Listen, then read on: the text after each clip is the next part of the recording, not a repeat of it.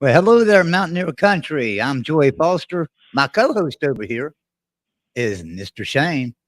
Welcome in, everybody. Welcome in. Big 12 football, Mountaineer football. This is the Mountaineer Fan Zone right here. Brand new show we've come up with.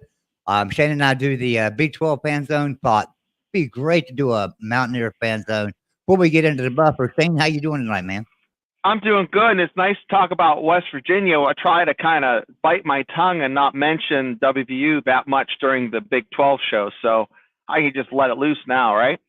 That's right. That's right. We can let it go now and talk Mountaineer football. Everybody ready? We got an intro for you. It's going to be a Big 12 Fan Zone intro. We haven't made one here yet, but still want you to see it because we're still promoting that show. So here we go.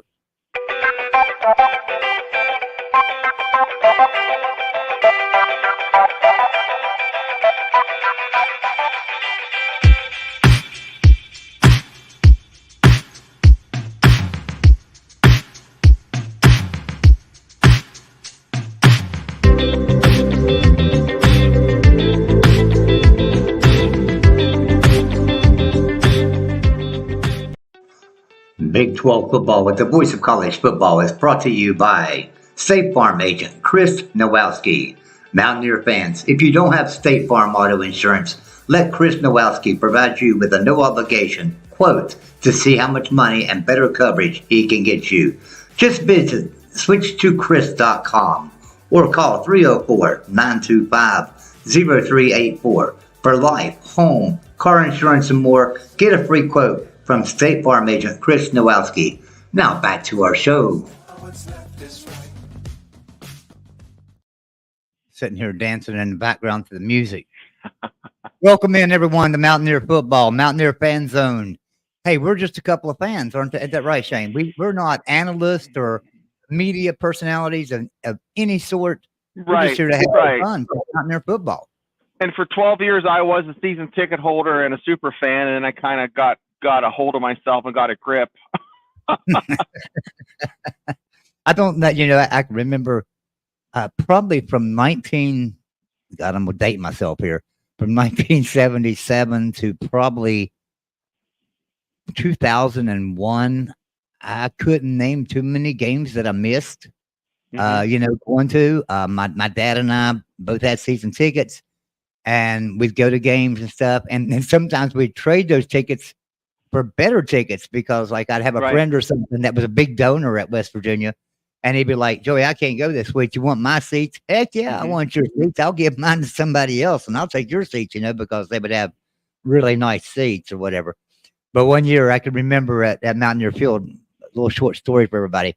We were playing East Carolina one year, and it was so cold. And I had taken my wife, and this was her very first Mountaineer football game.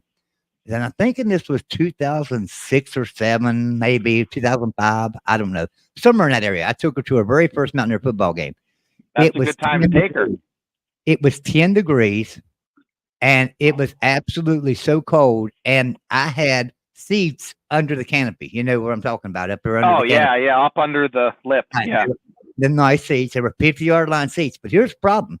The wind was gusting like 35 miles an hour that day. Oh, cut into there. And it was 10 degrees. So you can imagine how cold it was under that canopy. And I had she had on a full-length leather coat. I had on, I don't remember, but a big, long over jacket, leather coat. And we had a blanket wrapped around us, and we were so cold. It was a damn good thing we were winning like 34-0 at halftime because we left, because it was just so damn cold. And hey, we got a lot to talk about tonight, so we're going to talk a little bit about recruiting. I think we made a pretty good splash, not only in recruiting high school players, but also in the portal. I want to touch on a little bit about Noel Devine today and his tweet and the article in Voice of Motown that Brad Smith got. I spoke with Brad Smith earlier. Unfortunately, his mom came in for Christmas, and he couldn't be here with us tonight. I invited Brad Smith on the show. Now, listen, Brad and I are friends. We very, very seldom agree on anything. Absolutely nothing do we agree on with his articles. But this was a rather interesting article about Noel Devine, and I know it's true because Noel Devine tweeted about it. So I know the article's true. So And even if you disagree with Brad, he's very good at what he does. He's a good journalist. So he is. He's a very good journalist, and not only Mhm. that, he asked a tough question. He's not giving in to the media pressure at WVU that, hey, you've got to submit your questions and let us know what you're going to ask, and we're going to approve that question. We're not going to approve that question. He wants to hit them hard with the tough questions. So my hat's off to Brad, but he doesn't make the best of friends with Mountaineer fans at all. But anyway, so yeah, let's talk about a little bit about what Noel Devine says. So his son apparently was Mhm. offered a scholarship and then it was withdrawn. Is how I'm taking it. I invited Noel Devine on the show tonight. Did not get an answer from him, and Brad couldn't make it. So I'm just kind of winging it here, and I'm not taking a side, and I'm not making a stand here of which side I'm on. But hey, what do you think about that, Noel Devine? We talked about this maybe an hour and a half ago. I had seen it pop up. I'm looking right now to see if there's any more news on it. It says Voice of Morgantown from 10 hours ago. Devine's son Andre was verbally offered a scholarship, and it now seems West Virginia's staff is not honoring that. So this comes from the Voice of Motown. Right now, and the way I look at that, and listen, if it wasn't Noel Devine, we wouldn't even look twice at this. We would say the dude wasn't good enough to play. The dude needs to go to maybe a prep college or something. Get prepared. Get ready to go. I don't mean a prep college, but a lower division, right? And get prepared for the challenges he's going to face in Power 5 football. And Noel Devine actually even stated and admitted that they told him, your son's got to get bigger. He's got to get a little bit faster. He's got to get a little bit stronger. Maybe they took it as, hey, he'll come into the program. It might be a couple years free plays he's going to have to develop. But maybe Neil Brown meant, hey, he's going to have to go play for Tulane or Mississippi State College, and Mississippi, what is that? The community college down there. Maybe he's going to have to go play there. I have rivals up right now, and I'm looking right now who's offered him. Okay, and it looks like USF, Bethan Cookman, Alabama A&M, Florida Atlantic, Marshall, Massachusetts. Okay, South Florida is a big school. Duke, North Carolina State, West Virginia. Okay, and he visited as late as April 2023. So from April until now, we're talking 8 months. If they told him he needed to gain a little bit of weight and get, thicker and faster, he's not a big dude. He's 5'6", 154 pounds. And I think Noel, I've only seen him in person. I've watched him play in person, almost every game. But I'm talking to see him like standing by me. I'm 5'11". He's a good 2-3 inches shorter than I am. Okay. Now he's thick legs. Andre does not look to be that thick. Okay. Now here's the thing, Joey. If you have a Mount Rushmore of WVU sports, who are you going to put on it? Right. Number 7, right? Yeah. He's either your Abe Lincoln or your George Washington, Steve Slayton, Pat White, and then whoever else is on there. I'll tell you what, those are mine. That's who's on my Mount Rushmore of Mountaineer sports, and Major Harris would probably be the other one.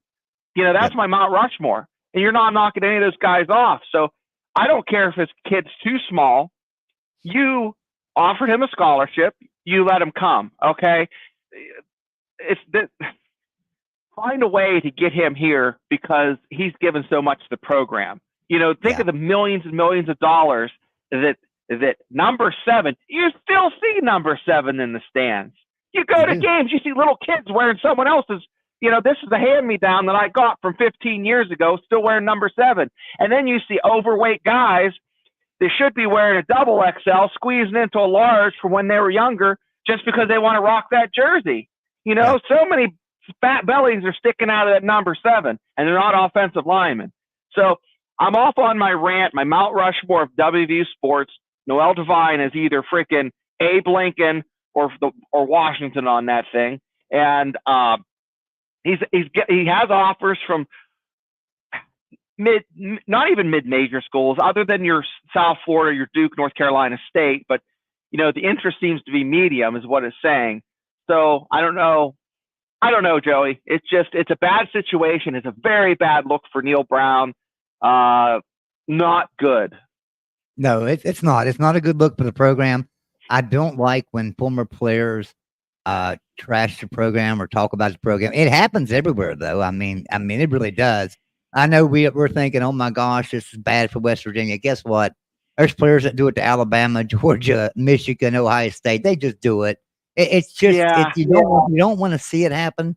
You hate to see it happen to your university, But at the same time, if we're going to trust Neil Brown to run this program, we have to trust him, right? We have to. If we're either in it or we're out of it, and if we're out of it, what the hell are we doing here talking about it? Seriously, if we're out of Neil Brown and we don't want to talk about Neil Brown and trusting him, then what the hell are we doing sitting here talking about West Virginia University football for? And I'm not saying that to support Neil Brown 100%. What I'm saying is he had a good season this year. West Virginia has a very, very, very young team. Everybody knows this. We're young, and when 8-4, I think we're back. Now, when I say we're back, I don't mean like a Georgia back or an Alabama back, or a Texas back. What I mean is we're back to winning probably 8, 9, 10 games every year from here on out. I don't see us going below 8 wins anymore. I really believe Neil Brown's got a hold of this program. He's got the players in place he needs. Next year is going to be much better than this year. We know that. We know that for a fact. All of our players are returning, with the exception of Zach Frazier and one player off defense who went in the transfer portal. And we've got some good recruits coming in. We've got some good transfers. We got some great transfers coming in. Mm-hmm. Many of them on the defensive side that we need. So I don't think I think we're going to be fine next year. I think we're going to win 10 games. I really believe so. Yeah, the big pieces are still there. I know you don't take a lot of weight in preseason polls, but I find myself feeding into like the hype, the hope, because I haven't had that in a while for the Mountaineer Nation, Yeah.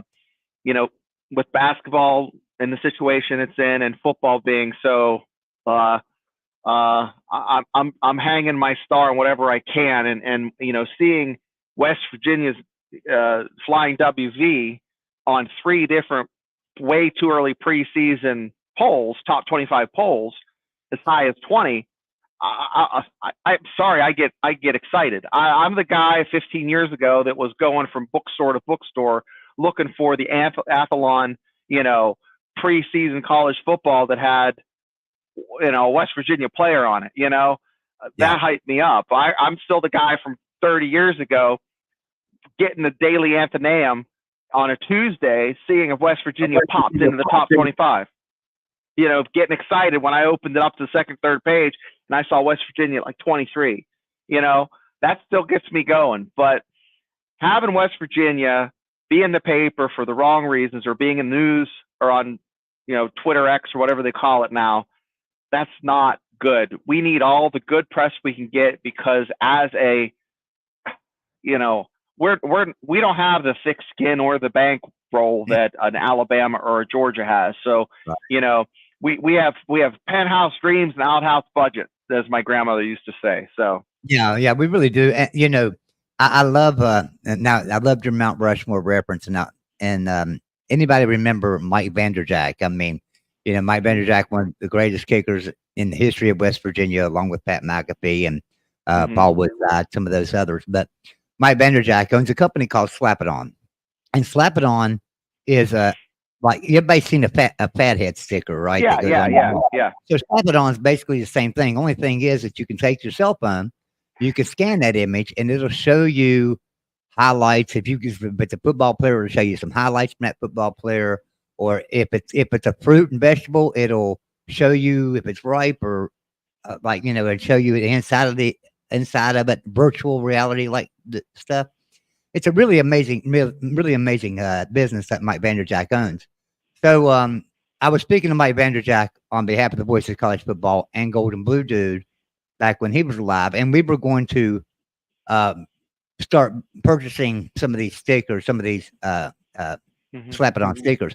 Well, anyway, got to talking to Mike Vanderjack. He came on a couple of shows with us for West Virginia at the Voice of College Football. He came on the Voice of College Football. He also came on Golden Boot Dude, and I believe I had him on Coos's Corner. I don't remember if I set that up or not, but I can't remember. But anyway, he came out with a Mount Rushmore of West Virginia. So it was never anything that became legal for him to do, right? So he couldn't mass produce it and sell it. He was still working on all the rights. He had rights to some universities and doing their Mount Rushmores and things because he was trying to break into the college football world. He's in the NFL world. He's in the National Hockey League, Major League Baseball. Breaking into the college football world, I think he's found that a little bit more tough and difficult. But anyway, he came up with a Mount Rushmore for West Virginia. He sent me a one of his slap it on stickers. He sent me a big one. And he sent me a small one of Mount Rushmores, and it had I can't remember the players that had on it, and I don't know where that sticker is because we've moved and some stuff's still packed up, and I'm sure it is. But it seems to me like it was Daryl Talley, which awesome, absolutely, yeah, Daryl Talley Absolutely, belongs with on the that. Bills all those years. Sam Huff, who absolutely belongs on there, Major Harris, and I believe the final one, if I'm not mistaken, was Pat White. But I'm not even sure that those were the four. But yeah, so you talk about Mount Rushmores of West Virginia. The people that built West Virginia, that's what the original Mount Rushmore is, right? You got Thomas Jefferson on there, who Declaration of Independence. But you think about the people that really built the program, and you have to go back to Sam Huff, and then move back to Gerald Talley, and Major Harris, and then Pat White brought us into this Right. future that's right now. So yeah, that's kind of my Mount Rushmore.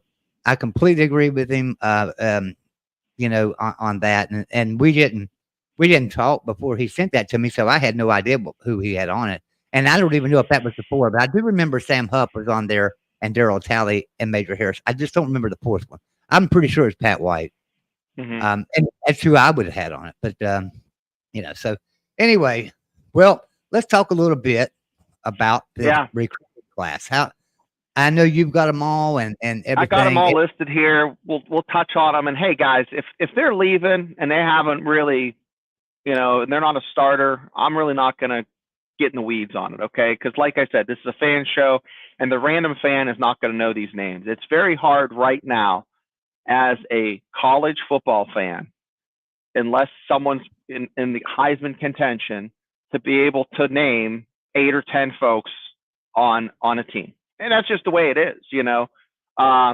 So West Virginia's bringing in, give or take a few, because there might have been a few added since I made my list. Okay, so 20 new football players are going to be coming into Morgantown. Okay, so we're going to touch on, you have a guy who's 6'3" he's from Maryland, and his name's Kalik Wilkins. He's a quarterback, 6'3", 195. So he's almost, he's right at that cutoff for that pro build, maybe a couple cheeseburgers light of being, 200 pounds.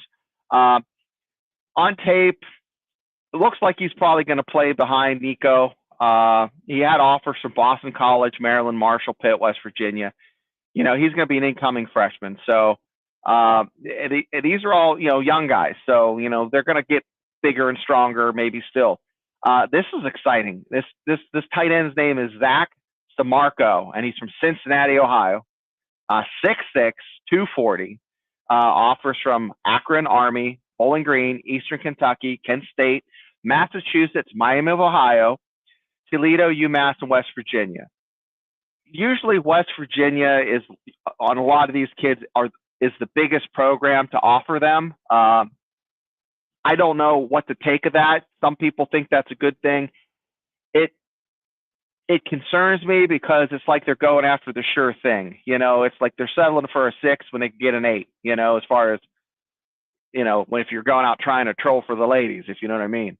So there's another kid, a DN from the same school as Khalil Wilkins from Upper Marlboro, Maryland. He's 6'4", 235. I think he's more of an edge rusher. James Madison offered him.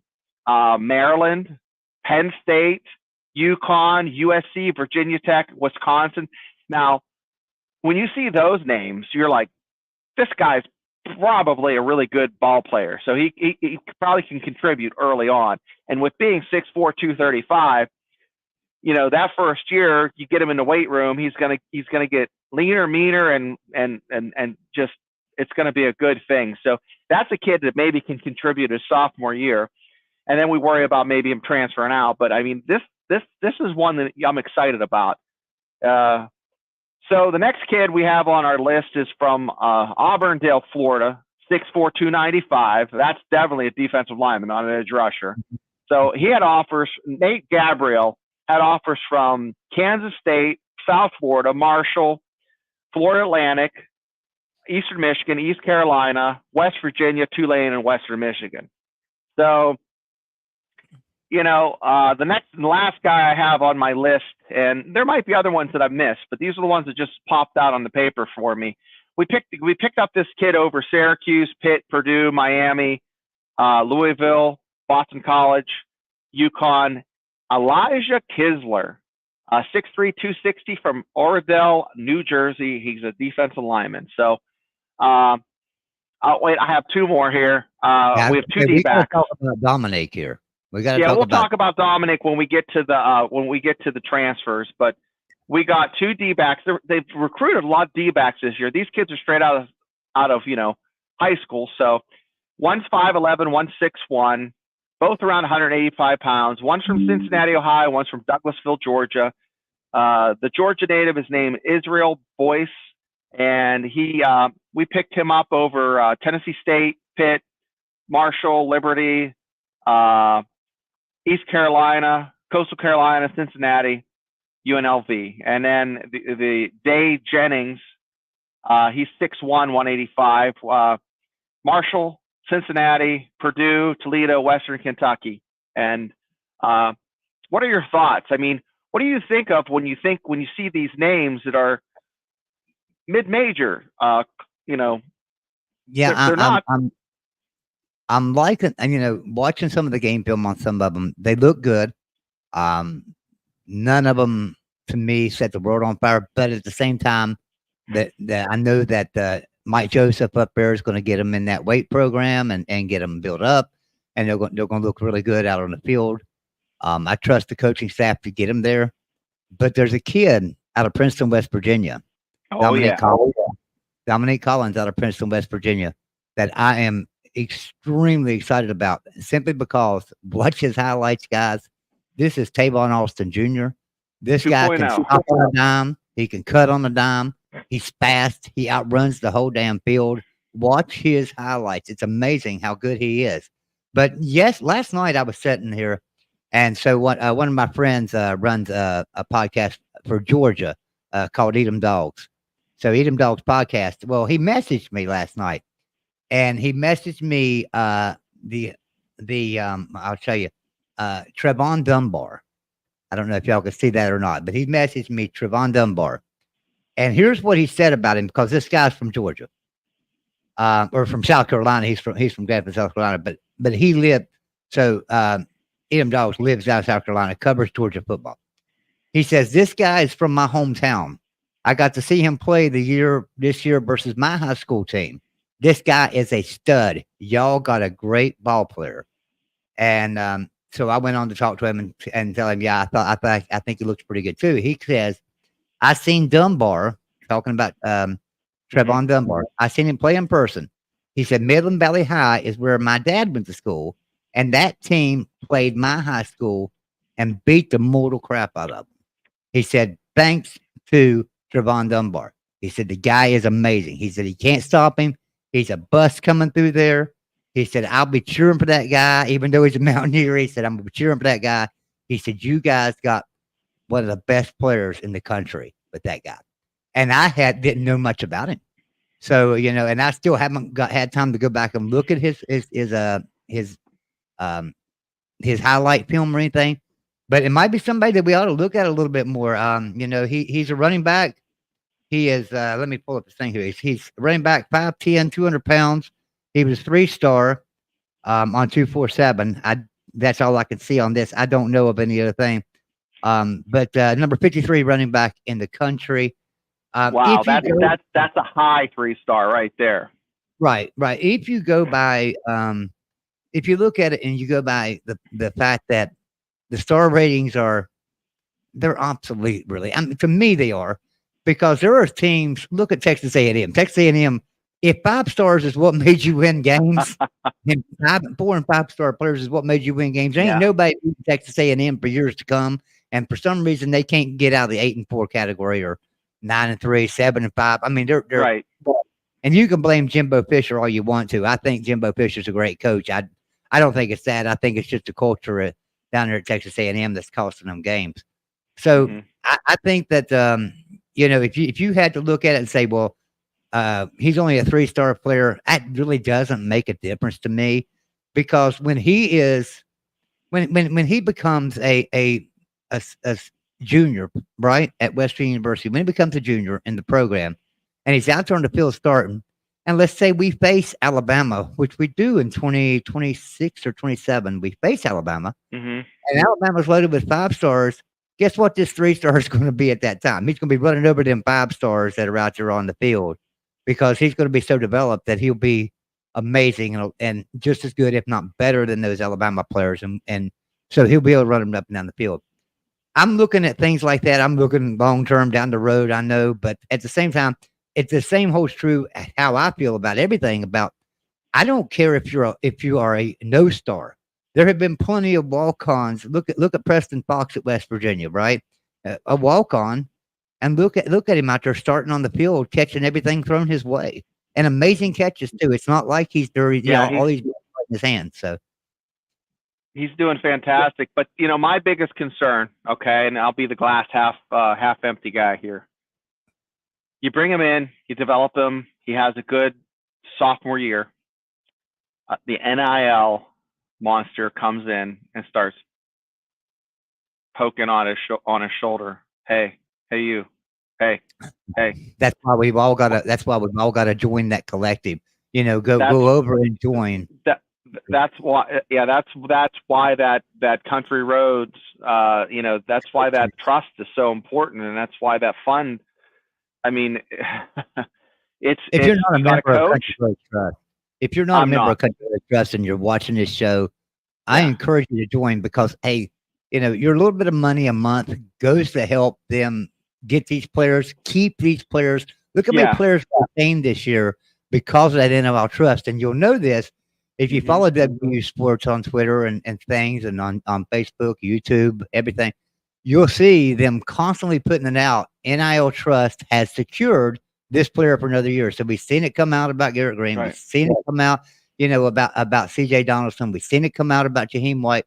All these players, we've secured these players for NIL, and we couldn't have. Well, I say we, but West Virginia could not have done that without that NIL trust, and without everybody contributing to it.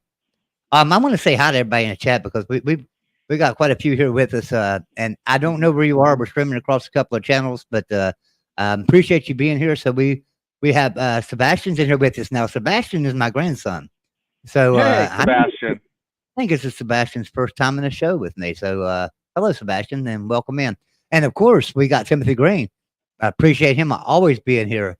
And he says, in my opinion, I think we had a really good signing day, and also Aubrey Burks will be staying. Yes, I've seen that today, Timothy. Kelly McCord's here. She says, hi, Shane and Joey. Or she says, I'm sorry, Kelly. I'm pretty sure you're a guy, but I just said she because, the name. We also have Perry Alfred from Moore, Oklahoma. Oh, yeah. Or Yukon, Oklahoma. Perry Alfred. So shout out to him. And we got the BNT challenges. Nice to see you. And Yvette's telling me how old I am. Oh my God, Joey, you're so old. Yeah, I know, Yvette. So are you. You married me. Let me scroll down here a little bit. We got John Diadamo, our resident Michigan fan. Anybody that's a college football fan, John Diadamo does a show over on the Voice of College Football Big Ten channel and the Michigan channel. So John does a good job. I have a question for you, John. You can say in the comments. Hey, go to Jackson, just outside of Ann Arbor, and there's a place called Hinckley's Donuts. Been around for 108 years. It's like heaven. I mean, they're open till 2, but they close at 11 because they sell out of donuts. If you haven't been there, John, drive a half an hour west to Jackson, Michigan, and go to Hinckley's Donuts, man. Whew. You remind me saying that. You remind me of someone we used to have that come in shows. His name was well, we called him J Dub, but he was an Iowa State fan, and he was from Ames, Iowa, but he covered Alabama. He was an Alabama football fan. And he was a photographer. He was a professional photographer for magazines and universities and things like that. So he would go to games all over the country and photograph them. And he was an amazing guy. Sounds like a good job. Yeah, he passed away. He passed away here last year, and you know, miss that guy. Something horrible. He was a great guy. Alan Aaron's here. Let's go Mountaineers. Yes, sir. Perry Alford, I think you shouted them out. So appreciate you being here with us. And John says that seems really, really familiar. I might have had them. Hinckley's, yeah. Hey, before I mean, you mentioned a key guy, but I'll let you go on. But I got to hit this before I forget. But go ahead with more folks in the chat. Dependent Fanatic. Sorry, I didn't skip you. I just seen that John typed something in. Dependent Fanatic, appreciate you being here. He says NIL is a game changer for everybody, and it is. Okay, go on with what you're saying. Well, you know, with the Michigan thing, because we have two cats that are Michigan fans. Okay, they had those years. Rich Rod was there. He did a hell of a job recruiting, but they just didn't win. You know, like to the level they want them. You know, they were successful and they went to bowl games. Okay, don't get me wrong. He did a good job there, but he didn't do what John Harbaugh's doing. You know, like old Johnny Boy with the horn rim glasses is cleaning house. So you know, taking people to the woodshed. But they still have the same caliber of recruits. It's just the coaching is just fresher, I guess. I mean, I don't know what the change is, but you know, you can have the 5-star talent like Texas A&M, but it's all about you know, pen to paper and cleats in the grass, putting your finger down in the dirt and getting it done. But you know, I don't know, Joey. We're in the season of recruiting, and we're going to be talking about you know, spring football here pretty soon after this bowl game next week. And you know, I'm excited about this Day Farmer, man. We got him from UCF, and you know, that's a snatch, man. This kid is 5'11", 165 pounds, probably really like 5'10", 140. But you know, he moves as fast as any kid we've seen. I think I read he had, you know, what, a 4.19, like a Derek Hill type 40.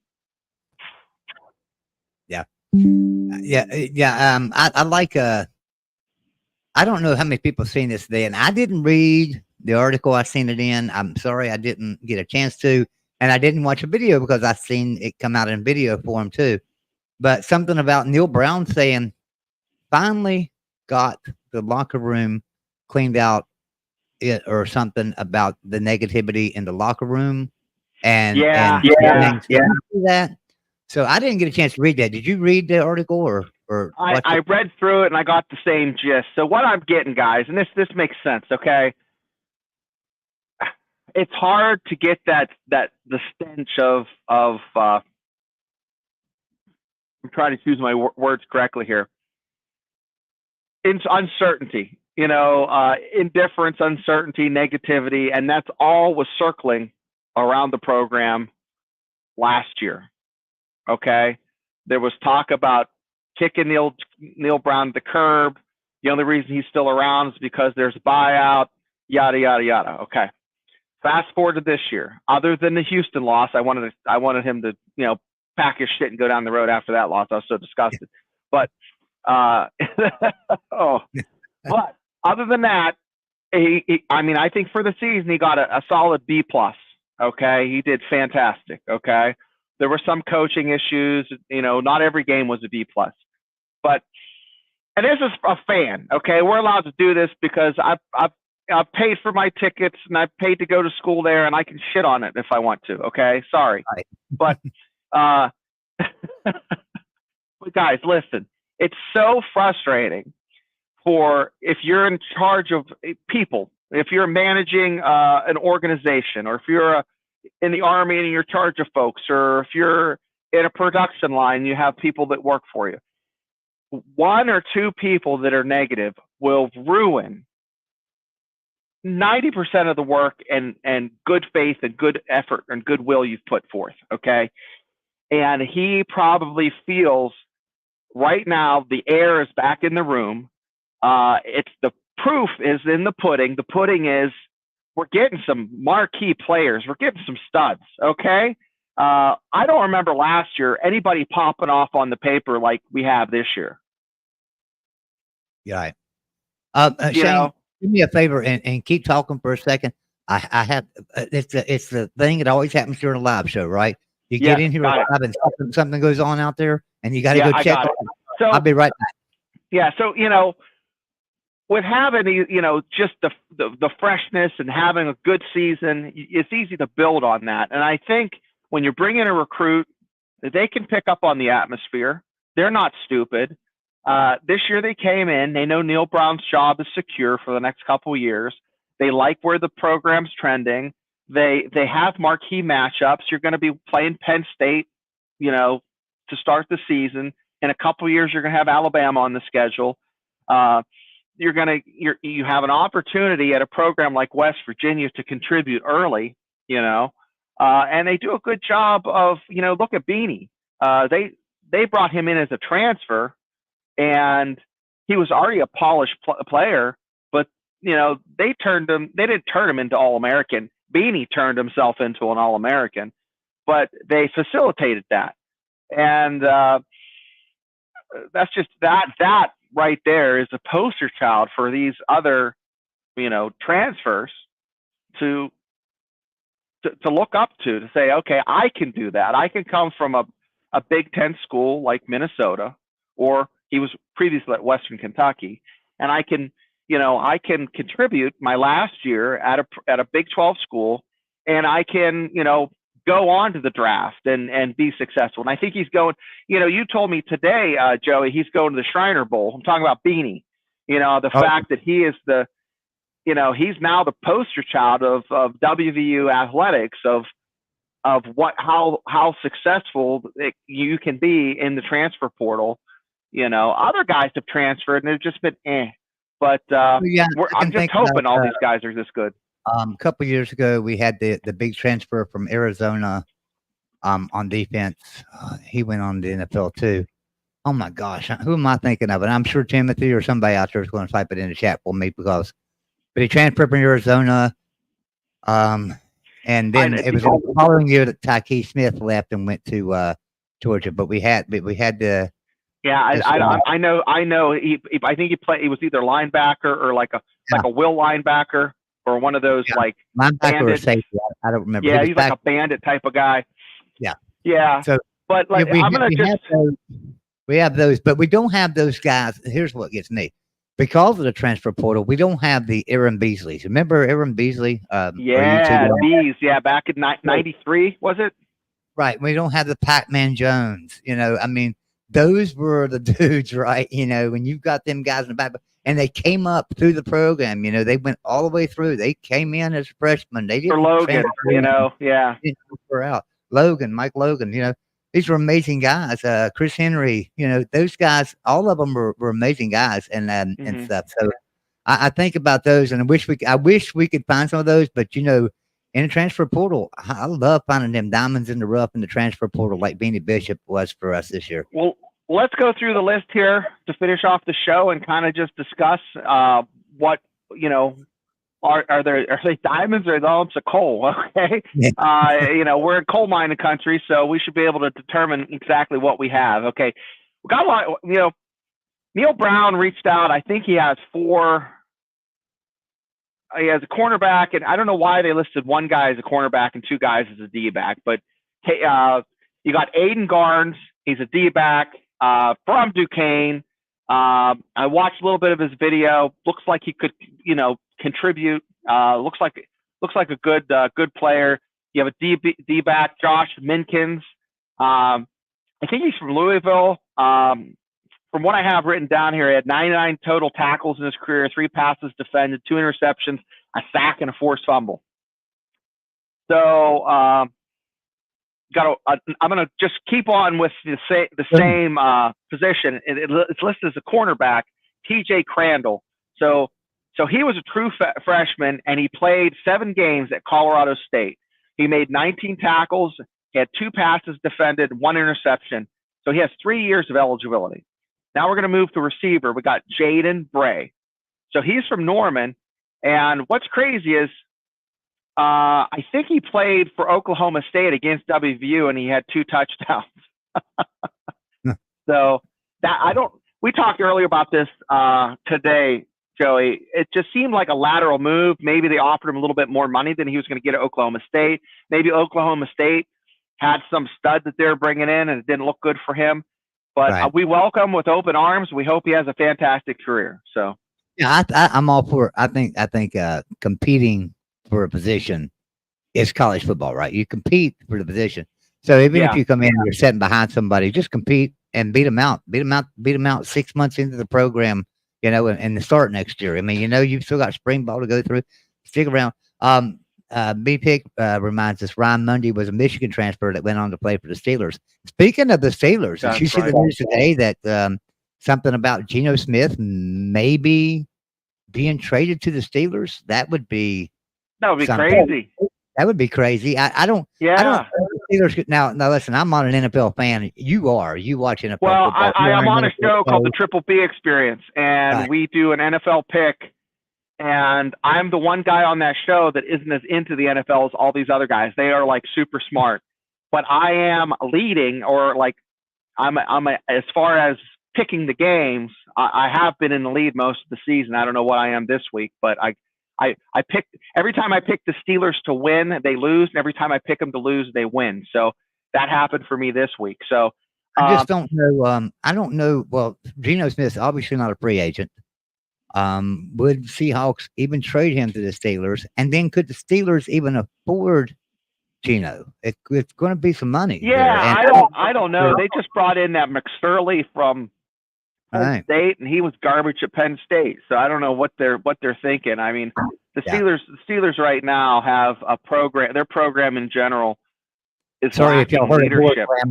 Sorry if y'all heard a door slam. My grandkids are here and they're playing and having fun. So I haven't heard them. So they're doing good. But I'm going to finish up with the last 2 guys. Oh, Slayton and the QB, awesome play. Oh yeah. So that was Pat White and Slayton. If you're playing college football, you just run those 2 knuckleheads an option and you just win. Yeah, college football. I hear that game's coming back with. It is. You can play that team. You can because they're going to have. Yeah, you can recruit players. It was fun then because you could recruit players. You could build your player, and I used to play the crap out of it.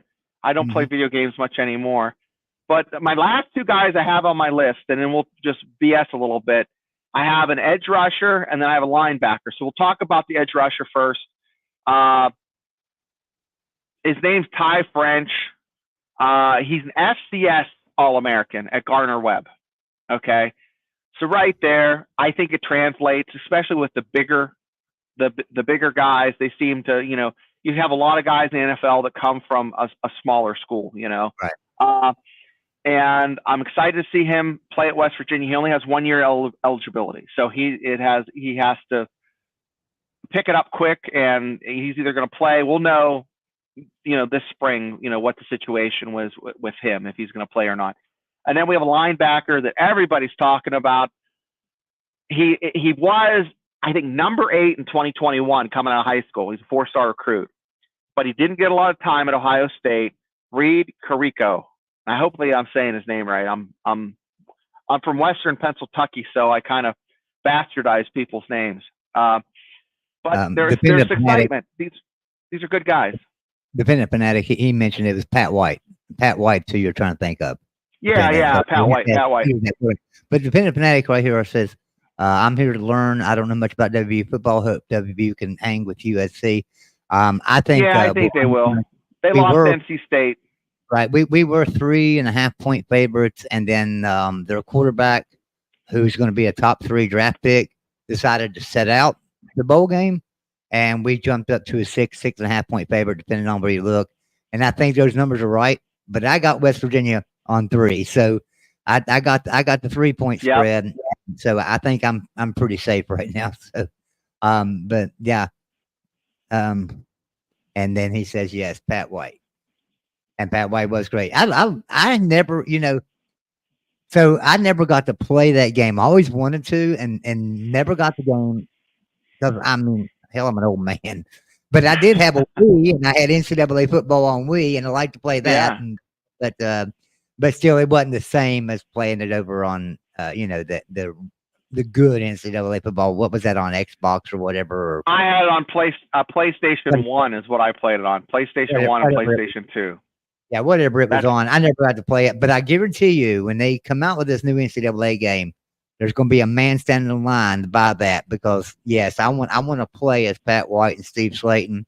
And, it was funny one night. So sometimes a bunch of us, and I know John D'Adamo in the chat there, he'll attest to this. So sometimes a bunch of us that are just content creators will open up a StreamYard and call it like a backroom StreamYard. So we won't go live. We won't do anything. We just go in there and like talk college football and rattle stuff off each other and just have fun. And we used to do that quite often. We don't do it as much anymore. We're all really busy. But anyway, one night we was in there and somebody brought up a thing online. I don't know what it was or where he found it at, but it would allow you to take any team you wanted to and put them against any team you wanted to. So we took the 2007 West Virginia football team and we put them in against every national championship. And we did this in 2021 is the last time we did this. And we put them against every team in the national championship. And each time you would win, it was based over 10,000 virtual. Oh yeah. Simulations. It would do 10,000 simulations. So we beat every single team all the way up to 2021 except for one, and that was the 2019 LSU team. We didn't beat them. We lost that game by an average score 34-31. So we even hung with them. And of course, virtual reality, they destroyed. That year, they destroyed Oklahoma, and I was more concerned about them playing Oklahoma after losing to Pitt than if they were to play in the national championship against Ohio State because they were they were that much better than Ohio State. I thought that Oklahoma team they beat was far better than a lot of the teams that actually played for a national championship that year. So yeah, they were good. I can think back through the years of West Virginia in the Big 12, and man, Oklahoma has just been our arch nemesis. We couldn't beat them. And look, we can all talk about Neil Brown all you want to. He did it. I heard it from everybody. Bring back Dana Holgorsen. Why? He never beat Oklahoma. Neil Brown's beat Oklahoma, but he never beat him. Hell, halftime he didn't even hang close with Oklahoma. No, there were some games that were 58-56 or 56-51 and 51-48. There was those games, obviously, but we had to have a super great team like 2012, 2016, 2017. I can remember 2018. Those years, yes, we hung with Oklahoma. We beat Texas, and maybe finished third or fourth in the conference some of those years. But we never was a team under Dana Holgorsen that recruited well. Number one, I don't know that he ever got out of the 60s in recruiting. He was very good in the transfer portal. He was very good on offense. He's probably the best offensive coordinator in the country, without a doubt. In my opinion, he's probably better than Lincoln Riley, probably better than Garrett Riley, who's at Clemson. I think that, and it was at TCU before that. I really think that Dana Holgorsen's a lot better offensive coordinator than he is a head coach. He's a horrible head coach. He had terrible things going on at West Virginia University, and I'm sure that's everybody wants to talk about. Well, he got fired at Houston because he couldn't win. Yeah, that might be part of it, but I have a feeling that he was losing that locker room too, just like he was losing the locker room at West Virginia. You could go up there to West Virginia time, and I know this, and I can bring on former players that would tell you this as well. You could go up there under Dana Holgerson when he was the coach. Players would be in their own little cliques. There'd be 3 players over here talking, and 3 players over in that corner, and 3 or 4 players in this corner, and they wouldn't be communicating together. It wouldn't be a brotherhood, so to speak. There would be cliques, right? That was a Dana Holgerson coach locker room. You go up there now under Neil Brown coach locker room, man, you can't get down the hallways. They're all gathered in the hallways. They're all huddled up. There's big bunches of them, and it's a team. It's a brotherhood. We're finally back to that. So let's not down Neil Brown so much. Maybe he's had some downfalls on coaching. I'm not saying he's the best coach on Saturday. But you know what? Sunday through Friday, he's the best coach in the nation. He's organized. I just like his demeanor. I think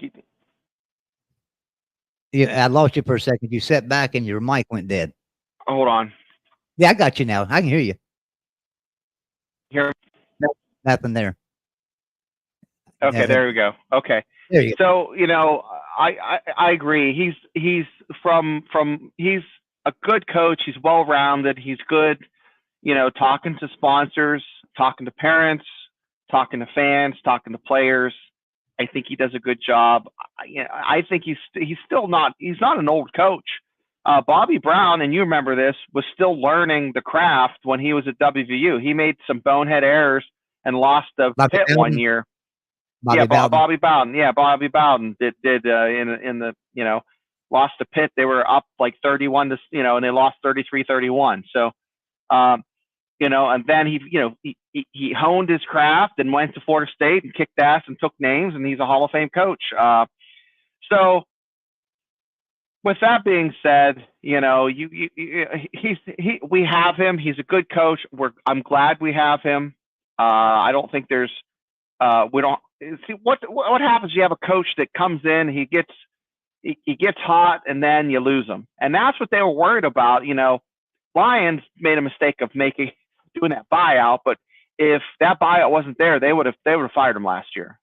I mean, that's the way I feel. I mean, I'm going by as a fan. That's what I think would have happened. But on a lighter note, I just wanted, before we close this out, talk to everybody. What are your thoughts about the uniform for the bowl game? It's going to be the gold top, the navy blue top, and navy blue pants. What are your thoughts? And they got a gold stripe going down the helmet too, don't they? Right. I don't care for the helmet. I don't like that helmet combination, but the uniform's nice.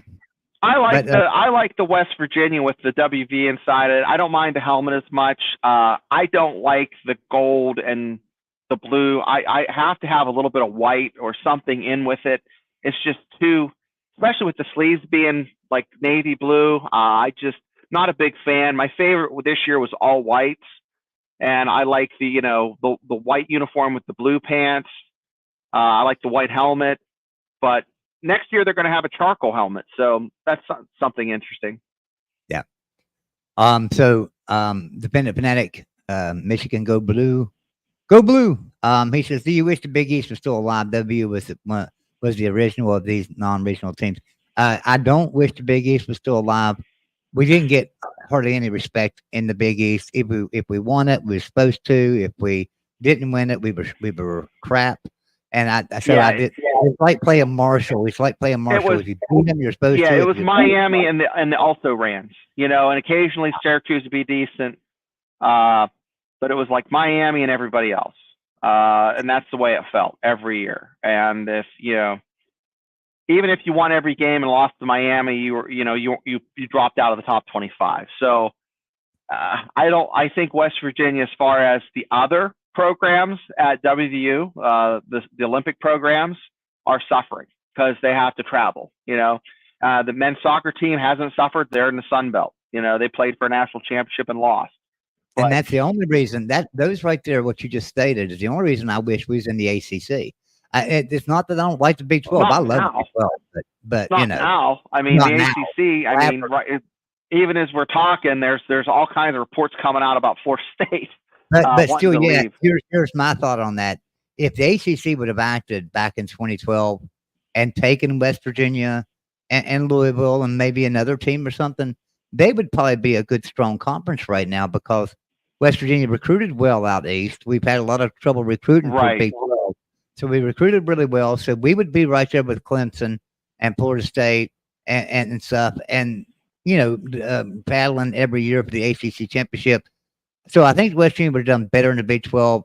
And I think every program in West Virginia, every athletic program would have done better in the ACC. But now the Big 12, don't get me wrong. I don't want Big 12 fans to think, well, West Virginia don't want to be here. The fans hate us. No, I love the Big 12. I'm real happy to be No, here. I like it too.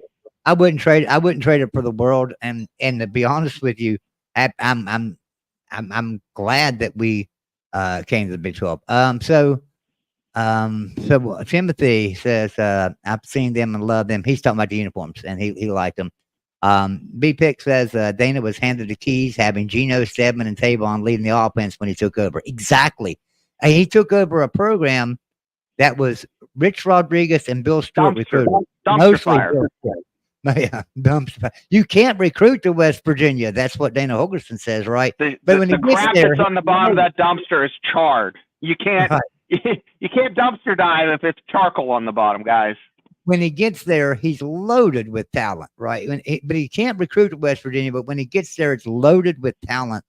Remember Jason Gwaltney? Jason Gwaltney was a 5-star running back. Yeah, West Virginia. So you think we were loaded with talent when Dana got there. By the time Dana left, we were bad. I mean, if we didn't get good transfers in, there's no way we'd have competed in 2018. Lucky we got Will Greer and a few of those other transfers that were on that team. Eli Jennings.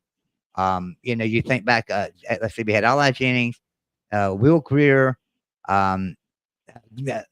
David Seal. He was actually a transfer in because he left West Virginia and then transferred back. So he was actually. You think back 2018, we had a lot of players. Who was the 5-star from USC that was the center that was a transfer in? Remember him? I remember him. I can't think of the name. Against Tennessee, he made the opening play against Tennessee. Went back there and got a sack and a fumble first play of the game. So you think about those guys. Yeah, those were all great transfers, and that's what Dana was good at, transfer portal and stuff. So. Mm-hmm. But listen, we've been an hour, and I know you've got a lot to do. It's Christmas time. Everybody in the chat. If you've joined us on this Friday before Christmas, I appreciate it because I had to drive my teenage boys places before the show, and I'll tell you what, it's madness out there. Stay away from Walmart. Stay away from any mart. Stay away from Kmart, Starbucks. Just stay the hell out of it. If you can buy stuff online and have it delivered 2 days after Christmas, just write it in a card and tell someone you got it for them, because stay home and stay safe. But we appreciate you being here. We'll be here every week. I don't know about next week, but we're going to do a pregame show before the Mountaineers face UNC. We're going to do a pregame show. So join us about 2 hours before the game. But I'll defer to you, Joey. Yeah, we do appreciate everybody that come in. If you haven't hit that like button, be sure you do that on the way out. Hit that like button. Means nothing to us, means everything to YouTube, because it hits the algorithm. It helps the show grow. And that's what we're trying to do. We're trying to grow a show here. We're just starting out with Mountaineer Fan Zone. This is show number 1 of Mountaineer Fan Zone. Show number 1, and many to come. And it's only going to get better from here. But here's another thing, too. Shane and I are going to do a pregame show starting at 3 o'clock on the 27th, 3 o'clock p.m. Eastern time. We're going to do a pregame show, and I'm going to bring on a couple of former players. I've already confirmed a couple of them, and I'll tell you the 2 that I have confirmed already. We're going to have Eugene Napoleon come on and join us, and we're going to have Adrian Morrell. Everybody remembers Adrian Morrell. You talking about a running back?